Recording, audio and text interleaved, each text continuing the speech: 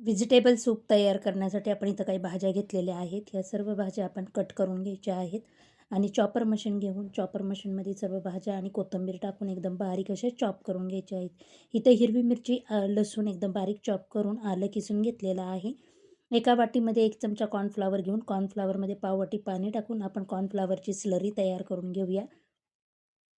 गॅसवर एक पॅन गरम करायला ठेवून त्यात 1 चमचा तेल टाकून आपण बारीक चॉप केलेला लसूण, हिरवी मिरची, आलं टाकून एखाद मिनिट आपण परतून घेणार आहोत.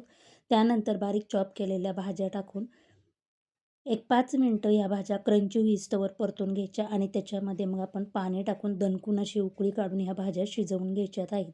भाज्या शिजल्या की यामध्ये आपण काळी मिरी पूड आणि सोया सॉस टाकून एखाद मिनिट आपण हे हलवून घेऊया आणि त्यानंतर जी कॉर्नफ्लॉवरची स्लरी तयार केली होती ती टाकून त्यामध्ये चवीनुसार मीठ टाकून एक 5 मिनिटं उकळी काढून घेऊया. 5 मिनिटानंतर गॅसची फ्लेम बंद करूया. आपलं व्हेजिटेबल सूप तयार.